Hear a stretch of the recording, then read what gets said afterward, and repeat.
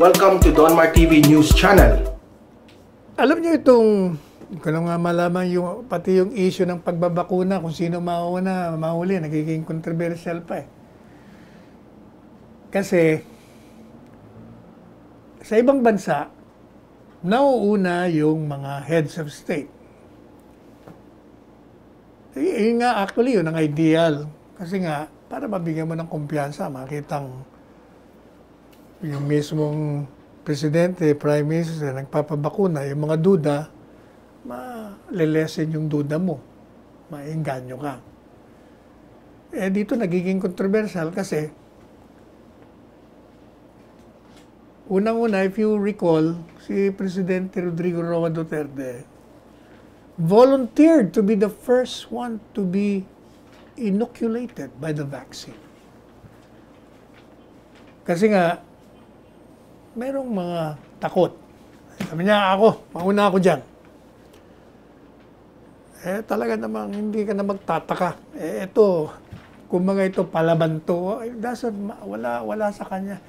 Mamamatay ako, hindi. Basta ako, ang aking mandate sa saligang batas, magsilbi. Kung yung kailangan buhay ko ibigay, pagsisilbihan ko kayo, bibigyan ko kayo ng proteksyon.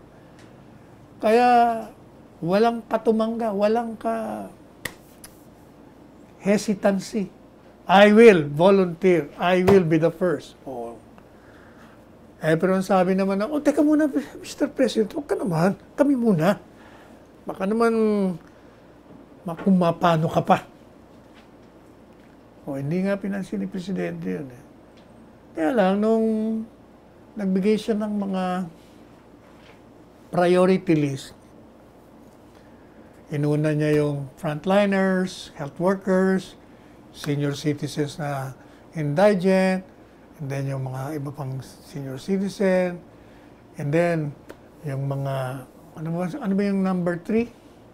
Sino ba yun? Kasi yung pang-apat o yung mga uniform eh. Nung ibinigay niya yung listahan na yun, ang naging epekto nun,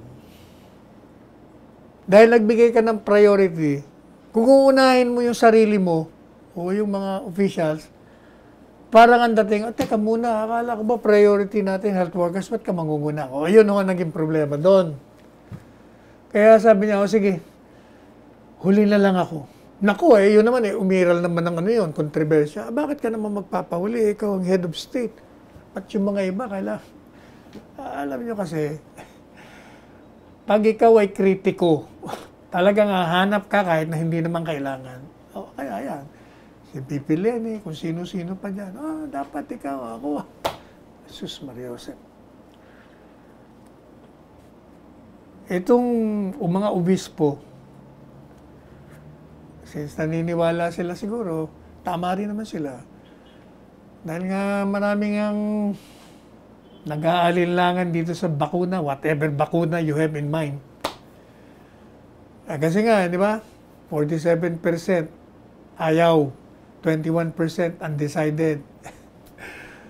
So actually, more than 50% ang ayaw. Naisip na mga obispo ng Katoliko kami magpapabakuna. Yung ating Holy Father, si Pope Benedict XVI, yung ating Papa, nagpabakuna na Kaya kami rin, papabakuna. Kaya tumawag sila ng press con.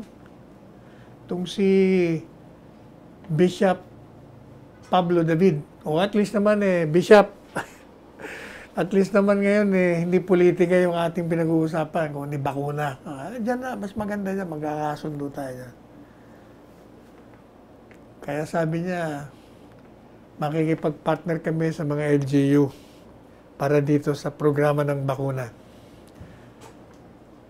Kahit na gagawin namin para lang maibsan, masawata, mabawasan yung mga alinlangan sa bakuna, sabi niya.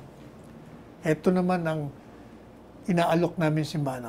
Okay ka dyan, Bishop David. Kapatid dito ni Randy David na anti-administrasyon. Kaya pati yung kapatid niya antay din.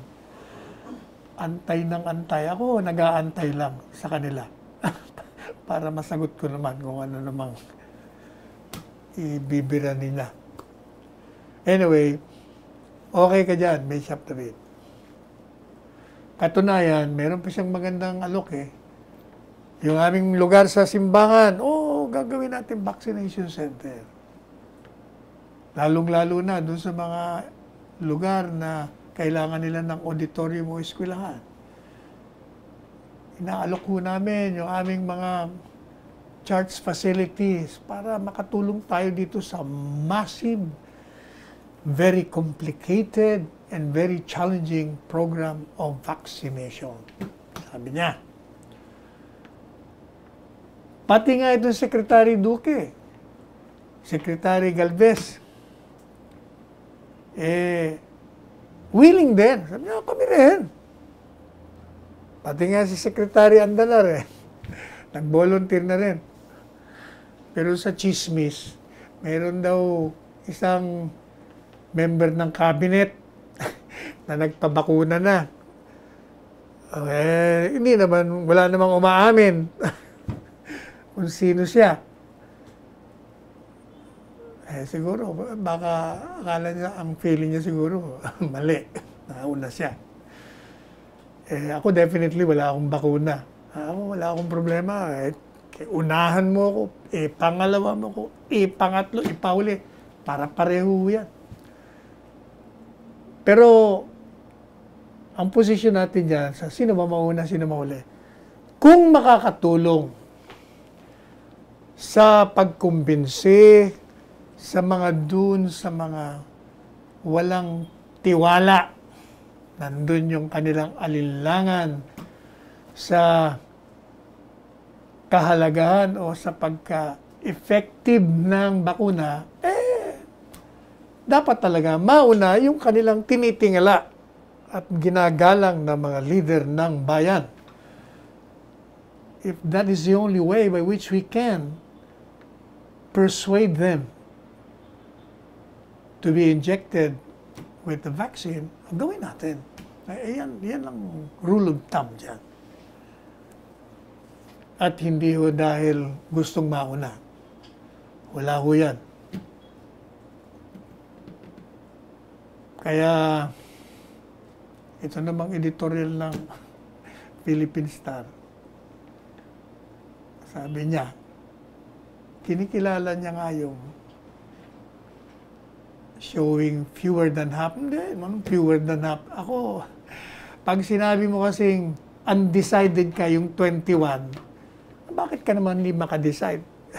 Urong-sulong ka. Ibig sabihin, ayaw mo. Otherwise, kung gusto mo, wala ka ng mga hesitation. So, meron pong ginawang pangangampanya. O tandaan nyo, tayo ang unang nanawagan itong programang ito. Remember? Tinawagan pa nga natin si Secretary Martin. Trabaho mo yan. Information ang kailangan natin, di ba? Pinuna natin ng mga senador, tama na yung mga side issues na yan. Hindi yan ang importante. Kailangan natin yung information campaign. Hindi po ba? O kaya, mabuti naman, tumutugon na yung sa mga panawagan natin. Kaya merong ginawang meeting dyan sa Mandawi, Cebu. Yan, tinagurian nilang explain. Kung gaano kahalaga yung bakuna at kung bakit kailangan magpabakuna. Ang kailangan daw ng mas mahabang paliwanag para mawala yung pag-aalinlangan. Lalo na dun sa Sinovac. Pati yung Sinopharm. Kasi yun yung mga dinidistribute sa LGU para sa libreng inoculation.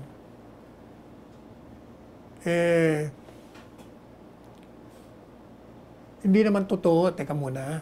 Itong editorial, parang sinasabi nyo, yun ang preferred ng Duterte administration. Hindi totoo yun. We do not make any preference to any particular vaccine. We will acquire vaccines that will pass the test dun sa ating mga experts on the basis of one, effectiveness and safetiness or safety. Kasama na rin din siyempre yung presyo doon. Wala tayong pinipili eh. Kaya nga 7 nga kinakausap natin eh. Dahil nga, magkakaproblema tayo sa supply kasi 20% na lang naiiwan eh. Pinagkukuha na ng mga malalaking bansa eh. Hindi po ba? Eh, kaya lang naman na pagdududahan yung Sinovac, Sinopharm, kasi nga, Chinese products. Eh, nilalagyan ng politika eh. Kung anong-anong sinasabi, bakit yan? Siguro may konsiderasyon. May konsiderasyon. Kayo? Hindi po pwede yung mga ganyan. Palaging safety yung pag-uusapan natin. Kaya yung may balik ko lang sandali kasi naalala natin yung panawagan ni VP Lenny.